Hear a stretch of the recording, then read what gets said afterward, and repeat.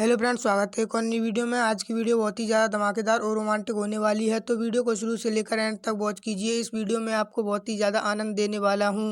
Hello भाई, अभी तक आपने हमारे यूट्यूब चैनल को सब्सक्राइब नहीं किया है तो प्लीज़ आपसे हाथ जोड़कर विनती है कि हमारे यूट्यूब चैनल को सब्सक्राइब कर लें। Thank you.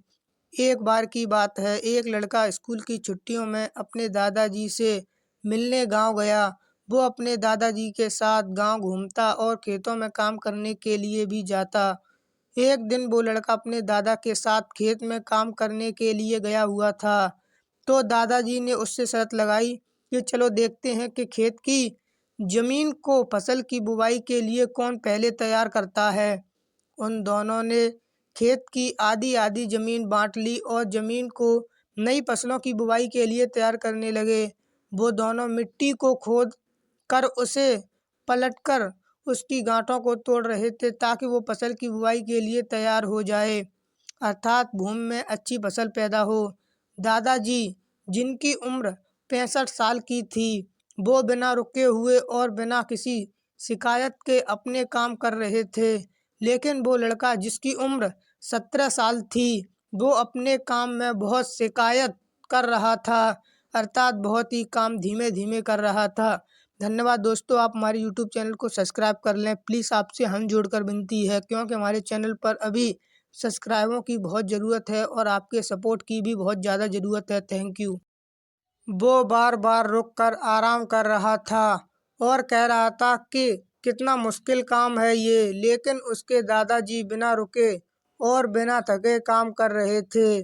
फिर जब शाम हुई तो लड़का देखता है कि दादाजी ने अपने हिस्से की सारी जमीन बुवाई के लिए तैयार कर ली है और उनके हिस्से की जमीन अब फसलों की खेती के लिए तैयार है। लेकिन उसके हिस्से की जमीन में अभी आधी जमीन का भी काम पूरा नहीं हुआ था, अतः लड़के ने कुछ भी काम नहीं किया था। वो लड़का बहुत हैरान होता है कि दादाजी ने इस उम्र में भी अब उससे ज़्यादा काम कैसे कर लिया। वो दादाजी के पास जाता है और उनसे पूछता है कि आपने इतनी उम्र में इतना अच्छा काम कैसे किया, अर्थात दादाजी, आपने बुढ़ापे में भी मुझसे अच्छी बुवाई कैसे कर ली और इतनी जल्दी खेत को कैसे फावड़े की मदद से जोत दिया।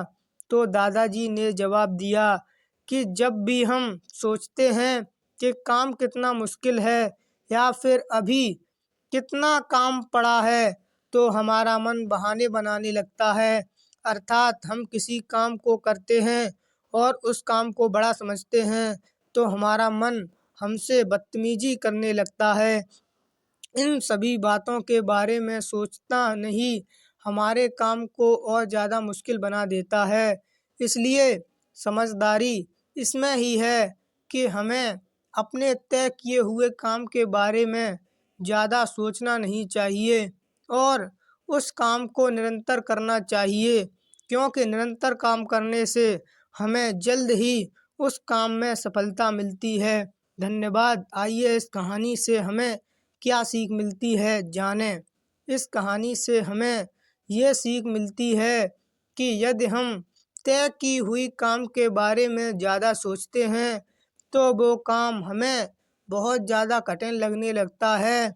इसलिए हमें अपने काम के बारे में ज़्यादा नहीं सोचना चाहिए, बल्कि उसे जल्द से जल्द शुरू करके ख़त्म कर देना चाहिए। धन्यवाद दोस्तों।